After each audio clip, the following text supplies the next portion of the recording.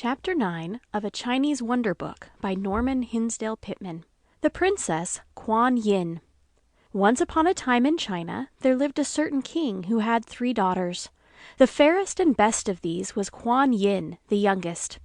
The old king was justly proud of this daughter, for of all the women who had ever lived in the palace, she was by far the most attractive. It did not take him long, therefore, to decide that she should be the heir to his throne, and her husband ruler of his kingdom. But, strange to say, Kwan-Yin was not pleased at this good fortune. She cared little for the pomp and splendor of court life. She foresaw no pleasure for herself in ruling as a queen, but even feared that in so high a station she might feel out of place and unhappy. Every day she went to her room to read and study. As a result of this daily labor, she soon went far beyond her sisters along the paths of knowledge, and her name was known in the farthest corner of the kingdom as Kwan-Yin, the wise princess. Besides being very fond of books, Kwan-Yin was thoughtful of her friends. She was careful about her behavior both in public and in private. Her warm heart was open at all times to the cries of those in trouble. She was kind to the poor and suffering. She won the love of the lower classes, and was to them a sort of goddess to whom they could appeal whenever they were hungry and in need.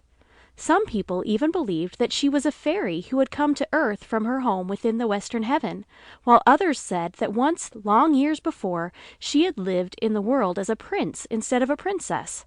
However this may be, one thing is certain. Kwan-Yin was pure and good, and well deserved the praises that were showered upon her. One day the king called this favorite daughter to the royal bedside, for he felt that the hour of death was drawing near. Kwan-Yin kowtowed before her royal father, kneeling and touching her forehead on the floor in sign of deepest reverence. The old man bade her rise and come closer.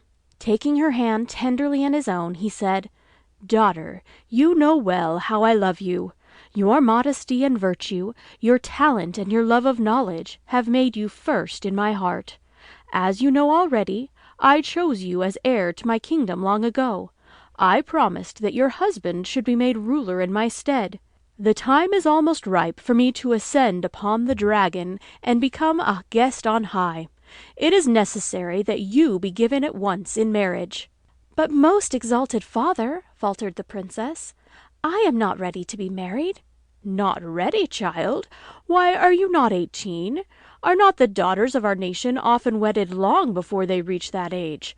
Because of your desire for learning, I have spared you thus far from any thought of a husband, but now we can wait no longer." "Royal father, hear your child, and do not compel her to give up her deepest pleasures. Let her go into a quiet convent where she may lead a life of study." The king sighed deeply at hearing these words. He loved his daughter and did not wish to wound her. "Kwan-Yin," he continued, "do you wish to pass by the green spring of youth, to give up this mighty kingdom? Do you wish to enter the doors of a convent where women say farewell to life and all its pleasures? No, your father will not permit this. It grieves me sorely to disappoint you, but 1 month from this very day you shall be married. I have chosen for your royal partner a man of many noble parts. You know him by name already, although you have not seen him. Remember that of the 100 virtues, filial conduct is the chief, and that you owe more to me than to all else on earth." Kwan-Yin turned pale. Trembling, she would have sunk to the floor, but her mother and sisters supported her, and by their tender care brought her back to consciousness. Every day of the month that followed, Kwan-Yin's relatives begged her to give up what they called her foolish notion. Her sisters had long since given up hope of becoming queen. They were amazed at her stupidity. They thought of any one's choosing a convent instead of a throne was to them a sure sign of madness. Over and over again they asked her reason for making so strange a choice. To every question she shook her head, replying, "A voice from the heavens speaks to me, and I must obey it." On the eve of the wedding day, Kwan-Yin slipped out of the palace, and, after a weary journey, arrived at a convent called the Cloister of the White Sparrow. She was dressed as a poor maiden. She said she wished to become a nun. The abbess, not knowing who she was, did not receive her kindly. Indeed, she told Kwan-Yin that they could not receive her into the sisterhood, that the building was full. Finally, after Kwan-Yin had shed many tears, the abbess let her enter, but only as a sort of servant who might be cast out for the slightest fault. Now that Kwan-Yin found herself in the life which she had long dreamt of leading, she tried to be satisfied. But the nuns seemed to wish to make her stay among them most miserable. They gave her the hardest tasks to do, and it was seldom that she had a minute to rest. All day long she was busy, carrying water from the well at the foot of the convent hill, or gathering wood from a neighboring forest. At night, when her back was almost breaking, she was given many extra tasks, enough to have crushed the spirit of any other woman than this brave daughter of a king. Forgetting her grief, and trying to hide the lines of pain that sometimes wrinkled her fair forehead, she tried to make these hard-hearted women love her. In return for their rough words, she spoke to them kindly, and never did she give way to anger. One day, while poor Kwan-Yin was picking up brushwood in the forest, she heard a tiger making its way through the bushes. Having no means of defending herself, she breathed a silent prayer to the gods for help, and calmly awaited the coming of the great beast. To her surprise, when the bloodthirsty animal appeared, instead of bounding up to tear her in pieces, he began to make a soft purring noise. He did not try to hurt Kwan-Yin, but rubbed against her in a friendly manner, and let her pat him on the head. The next day the princess went back to the same spot. There she found no fewer than a dozen savage beasts working under the command of the friendly tiger, gathering wood for her. In a short time, enough brush and firewood had been piled up to last the convent for 6 months. Thus, even the wild animals of the forest were better able to judge of her goodness than the women of the sisterhood. At another time, when Kwan-Yin was toiling up the hill for the 20th time, carrying 2 great pails of water on a pole, an enormous dragon faced her on the road. Now in China, the dragon is sacred, and Kwan-Yin was not at all frightened, for she knew that she had done no wrong. The animal looked at her for a moment, switched its horrid tail, and shot out fire from its nostrils. Then, dashing the burden from the startled maiden's shoulder, it vanished. Full of fear, Kwan-Yin hurried up the hill to the nunnery. As she drew near the inner court, she was amazed to see in the center of the open space a new building of solid stone. It had sprung up by magic since her last journey down the hill. On going forward, she saw that there were 4 arched doorways to the fairy house. Above the door facing west was a tablet with these words written on it: "In honor of Kwan-Yin, the faithful princess." Inside was a well of the purest water, while for drawing this water there was a strange machine, the like of which neither Kwan-Yin nor the nuns had ever seen. The sisters knew that this magic well was a monument to Kwan-Yin's goodness. For a few days they treated her much better. "Since the gods have dug a well at our very gate," they said, "this girl will no longer need to bear water from the foot of the hill. For what strange reason, however, did the gods write this beggar's name on the stone?" Kwan-Yin heard their unkind remarks in silence. She could have explained the meaning of the dragon's gift, but she chose to let her companions remain in ignorance. At last, the selfish nuns began to grow careless again, and treated her even worse than before. They could not bear to see the poor girl enjoy a moment's idleness. "This is a place for work," they told her. "All of us have labored hard to win our present station. You must do likewise." So they robbed her of every chance for study and prayer, and gave her no credit for the magic well. One night the sisters were awakened from their sleep by strange noises, and soon they heard outside the walls of the compound the blare of a trumpet. A great army had been sent by Kwan-Yin's father to attack the convent, for his spies had at last been able to trace the runaway princess to this holy retreat. "Oh, who has brought this woe upon us?" exclaimed all the women, looking at each other in great fear. "Who has done this great evil? There is one among us who has sinned most terribly, and now the gods are about to destroy us." They gazed at one another, but no one thought of Kwan-Yin, for they did not believe her of enough importance to attract the anger of heaven, even though she might have done the most shocking of deeds. Then, too, she had been so meek and lowly, while in their holy order, that they did not once dream of charging her with any crime. The threatening sounds outside grew louder and louder. All at once a fearful cry arose among the women. "They are about to burn our sacred dwelling!" Smoke was rising just beyond the enclosure where the soldiers were kindling a great fire, the heat of which would soon be great enough to make the convent walls crumble into dust. Suddenly a voice was heard above the tumult of weeping sisters. "Alas, I am the cause of all this trouble." The nuns, turning in amazement, saw that it was Kwan-Yin who was speaking. "You?" they exclaimed, astounded. Yes, for I am indeed the daughter of a king. My father did not wish me to take the vows of this holy order. I fled from the palace. He has sent his army here to burn these buildings and to drag me back a prisoner."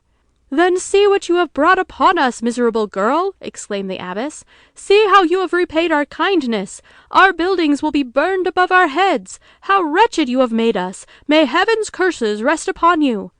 "No, no!" exclaimed Kwan-Yin, springing up and trying to keep the abbess from speaking these frightful words. "You have no right to say that, for I am innocent of evil. But wait, you shall see whose prayers the gods will answer, yours or mine." So saying, she pressed her forehead to the floor, praying the almighty powers to save the convent and the sisters. Outside, the crackling of the greedy flames could already be heard. The Fire King would soon destroy every building on that hilltop. Mad with terror, the sisters prepared to leave the compound and give up all their belongings to the cruel flames and still more cruel soldiers. Kwan-Yin alone remained in the room, praying earnestly for help. Suddenly, a soft breeze sprang up from the neighboring forest. Dark clouds gathered overhead, and although it was the dry season, a drenching shower descended on the flames. Within 5 minutes, the fire was put out and the convent was saved. Just as the shivering nuns were thanking Kwan-Yin for the divine help she had brought them, 2 soldiers who had scaled the outer wall of the compound came in and roughly asked for the princess. The trembling girl, knowing that these men were obeying her father's orders, poured out a prayer to the gods and straightway made herself known. They dragged her from the presence of the nuns, who had just begun to love her. Thus disgraced before her father's army, she was taken to the capital. On the morrow, she was led before the old king. The father gazed sadly at his daughter, and then the stern look of a judge hardened his face as he beckoned the guards to bring her forward. From a neighboring room came the sounds of sweet music. A feast was being served there amid great splendor. The loud laughter of the guests reached the ears of the young girl as she bowed in disgrace before her father's throne.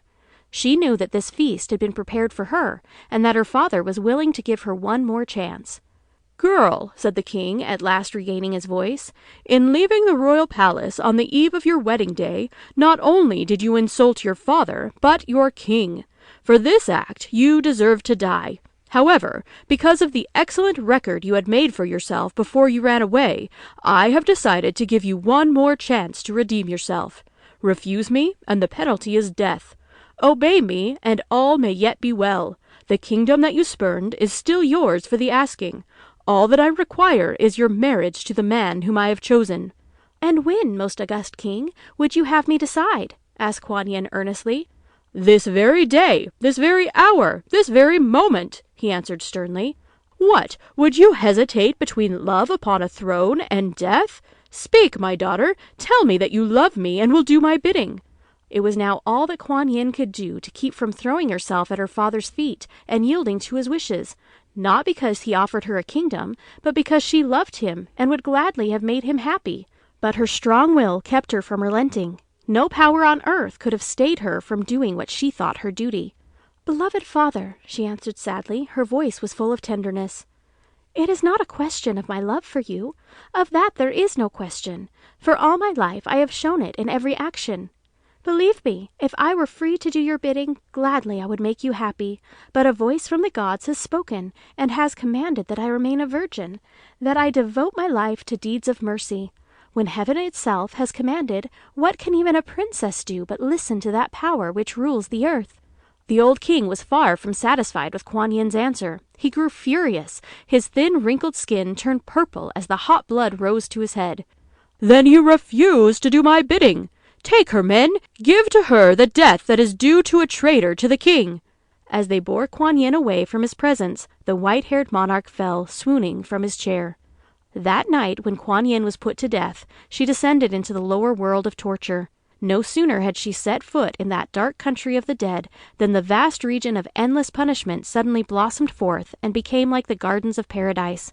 Pure white lilies sprang up on every side, and the odor of 1,000,000 flowers filled all the rooms and corridors. King Yama, ruler of the dominion, rushed forth to learn the cause of this wonderful change. No sooner did his eyes rest upon the fair young face of Kwan-Yin than he saw in her the emblem of a purity which deserved no home but heaven. "Beautiful virgin, doer of many mercies," he began after addressing her by her title, "I beg you in the name of justice to depart from this bloody kingdom. It is not right that the fairest flower of heaven should enter and shed her fragrance in these halls. Guilt must suffer here, and sin find no reward. The peach of immortal life shall be bestowed upon you, and heaven alone shall be your dwelling place." Thus Kwan-Yin became the goddess of mercy. Thus she entered into that glad abode, surpassing all earthly kings and queens.